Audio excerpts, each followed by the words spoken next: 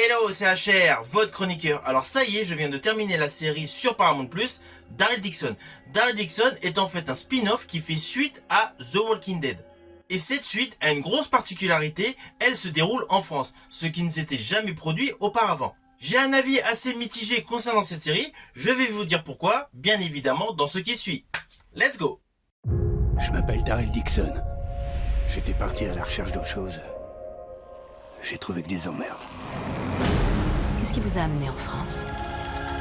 J'ai pris un paquet de mauvaises décisions. Vous êtes le messager qui doit emmener Laurent. Si jamais je rentre pas, je veux qu'ils sachent que j'ai essayé.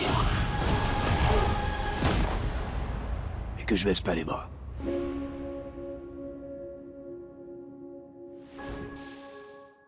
Alors dès la scène d'ouverture, nous découvrons Daryl Dixon qui est attaché donc sur un madrier, il flotte et il arrive sur une plage française. Voilà, c'est l'intro de cette série. Assez rapidement, il arrive à un couvent et là on comprend tout de suite que la série va avoir un aspect religieux, un aspect mystique qui va agir comme un spectre tout autour du déroulé de l'histoire des 6 épisodes. Bien évidemment, il se retrouve mis à mal donc par des méchants. L'un des méchants d'ailleurs qui le poursuit fait étonnamment penser à l'acteur britannique Vinnie Jones. Tant par son physique que par la gestuelle et la manière de jouer. Ce n'est qu'un détail. L'histoire sur le fond est assez classique, malgré l'apport donc religieux qui plane au-dessus donc des interprètes. Daryl Dixon doit chaperonner, emmener un jeune homme qui a un potentiel messie vers un havre de paix. Bref, je n'irai pas plus loin dans l'histoire, je préfère que vous ayez le plaisir de découvrir cette série.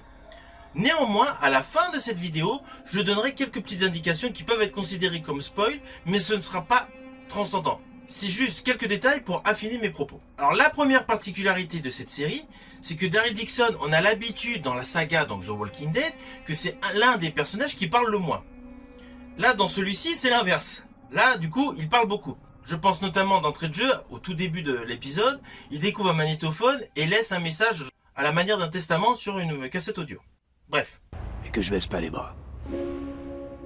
Son personnage, bien évidemment, est le meilleur de la série. Cela reste totalement indéniable. Je dirais même que Norman Reedus est le meilleur acteur de toute la série Daryl Dixon. Son jeu, son talent est là.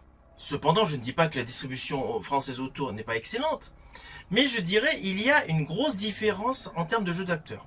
Alors moi, personnellement, j'ai été très content de retrouver un moment précis dans la série, Dominique. Dans la série, vous allez le découvrir avec des pigeons. Mais Dominique Pinon, il ne faut pas oublier, il a une très belle carrière cinématographique. Notamment, il a joué sous la direction de Jean-Pierre Jeunet. Et moi, je l'ai particulièrement aimé dans Alien Résurrection.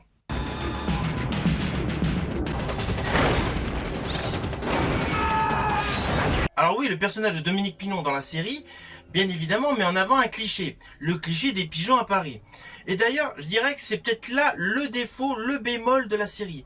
C'est les clichés qui paraissent vraiment, voilà, totalement superflu et surtout bizarre. Je n'ai pas d'autre mot, bizarre. Au fur et à mesure des épisodes, on a l'impression que pour les Américains, nous sommes toujours amateurs de vieilles chansons avec de l'accordéon ou de vieilles comptines comme à la Clairefontaine, que nous avons de vieilles armes datant, bref, de Napoléon, que portons tous des bérets. C'est le bémol concernant cette série. Ce sont les clichés par rapport à la culture française. On peut croire que pour les Américains, nous avons arrêté notre vie à partir des années 50. Enfin bon, bref. Voilà, pour moi c'est le bémol de la série. C'est cette ambiance avec les vieux clichés du patrimoine français qui certes est dans nos cœurs, mais qui n'existe plus sur le terrain. Ça paraît complètement décalé par rapport donc à une situation apocalyptique où un virus a décimé la planète et que cette planète est maintenant majoritairement peuplée de zombies. Bref, voilà, ça c'est la partie bémol de cette série, c'est le côté franchouillard. Cependant, il y a un côté que j'ai largement apprécié dans cette série, c'est la vision de la France. On a la chance au fil des épisodes de découvrir pas mal de monuments français, ou pas mal d'endroits historiques français. Les décors sont magnifiques, il y a de nombreux édifices végétalisés, les rues parisiennes sont totalement vides, avec des morceaux d'architecture complètement abîmés, la tour Eiffel semble vraiment avoir subi la fin du monde, Notre-Dame c'est pareil, les quais de Seine sont désertiques et largement abîmés sur le plan architectural. Je dirais même que le travail effectué par rapport à la dimension fin du monde de Paris et de ses alentours est une plus-value visuelle pour tous les fans du genre. On avait l'habitude avec The Walking Dead d'être énormément dans la forêt. Là, l'avantage avec Daryl Dixon, c'est que nous découvrons donc une France urbaine, certes, mais une France végétalisée, une France détruite par ce monde apocalyptique. Étant féru de modélisme, tout ce qui est attrait au décor et à la perception visuelle que nous avons de cette France abîmée m'a particulièrement plu. Alors concernant le scénario, l'histoire, bref, toutes les lignes de dialogue, elles sont parfaitement écrites. Tous les arcs narratifs sont correctement imaginés. Oui, il y a plusieurs arcs narratifs parce qu'il y a des flashbacks. On nous présente plusieurs personnages, bien évidemment, des personnages qui se retrouvent. Donc, plusieurs arcs narratifs gravitent autour du personnage donc de Norman Reedus, donc de Daryl Dixon. L'innovation scénaristique que j'ai particulièrement aimée dans cette série Daryl Dixon, c'est le fait que les zombies produisent de l'acide, soit par le sang, soit par leur peau. Bref, les zombies brûlent. Pour tous les amoureux du cinéma frisson, évidemment, nous pensons à Alien, avec l'acide, bref. Ellen Ripley died trying to wipe the species out. I'm not anxious to see her. Mais avoir rajouté cela pour les zombies, c'est une innovation qui va vous plaire. Alors oui, concernant donc l'histoire, je vous ai dit, il y a un aspect donc religieux qui plane. Et les scénaristes ont voulu faire la part belle donc aux chrétiens dans un premier temps. Et il y a bien évidemment des clins d'œil aussi à une autre religion, la religion musulmane. On a notamment un des personnages, un des protagonistes de l'histoire, qui dans ce chaos ne perd pas de temps pour faire sa prière. Ces aspects religieux n'étaient aucunement montrés dans les précédentes saisons de The Walking Dead et de Fear the Walking Dead. Alors pour ma part, j'estime que Daryl Dixon est très inspiré de Fear the Walking Dead. You, wherever you go. He was right. Only thing I know that will lead to this. People you still have left. Alors pourquoi je dis ça? Tout simplement, dans The Walking Dead, on n'avait pratiquement pas de flashback. Et nous étions uniquement dans le monde d'après. Dans The Fear the Walking Dead, on débutait avant la catastrophe et on avançait avec de temps en temps des flashbacks. Là, avec Daryl Dixon, nous avons le concept dans les flashbacks. Alors dans un premier temps, les flashbacks pour nous montrer par quoi il est passé pour se retrouver en France. Mais nous découvrons aussi une France d'avant la catastrophe. Car oui, les personnages emblématiques de cette série qui sont aux côtés de Daryl Dixon, on les découvre bien avant la catastrophe. Cette partie-là est un plus pour la série, mais étant fan de The Walking Dead et de tout ce qui l'entoure, et principalement du spin-off qui selon moi est excellent, Fear the Walking Dead, cela donne l'impression que l'idée en fait a été volée à Fear the Walking Dead. Même si c'est un atout scénaristique dans cette saison.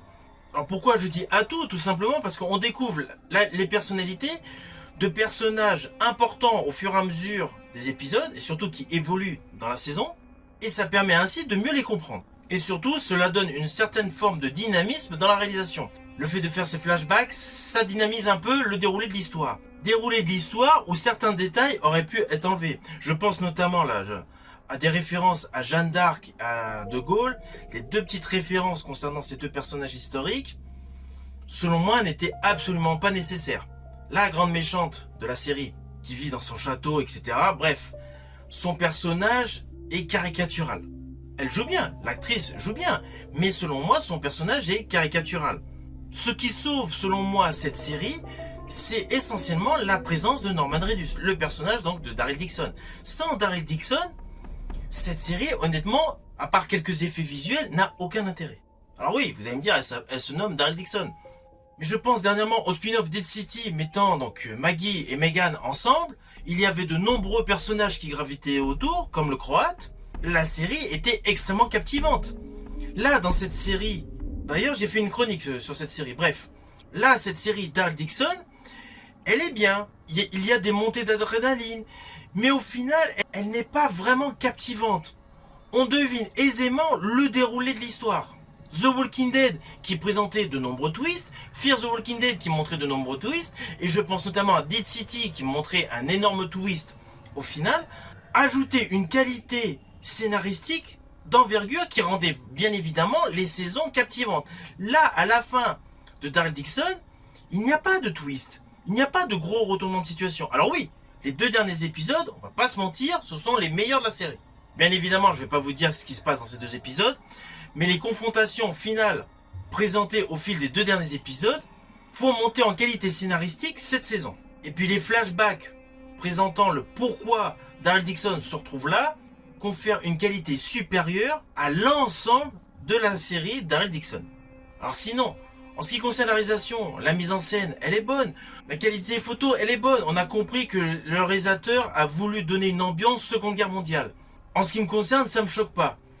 Oui, les Américains, on a l'impression qu'ils sont restés focus sur la Seconde Guerre mondiale pour la France, mais cette ambiance Seconde Guerre mondiale, en fait, donne plus de réalisme à ce côté fin du monde. L'alchimie entre l'obscur et la clarté ne me choque absolument pas.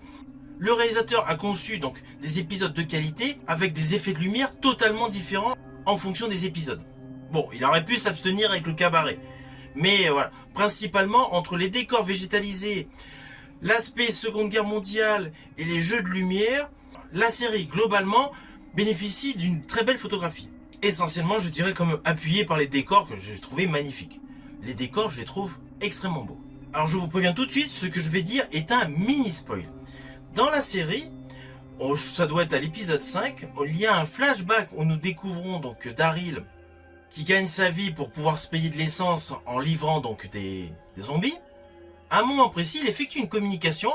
On comprend qu'il discute avec Carol, un autre personnage emblématique de la série The Walking Dead, et celle-ci lui précise qu'une personne est revenue. Évidemment, c'est brouillé, on n'arrive pas à savoir qui a bien pu revenir.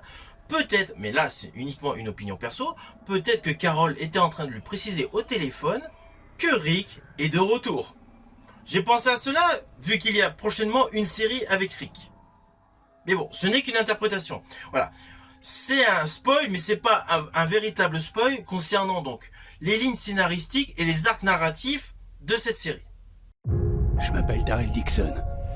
J'étais parti à la recherche d'autre chose. J'ai trouvé que des emmerdes. Qu'est-ce qui vous a amené en France? J'ai pris un paquet de mauvaises décisions. Vous êtes le messager qui doit emmener Laurent. Si jamais je rentre pas, je veux qu'ils sachent que j'ai essayé. Et que je baisse pas les bras.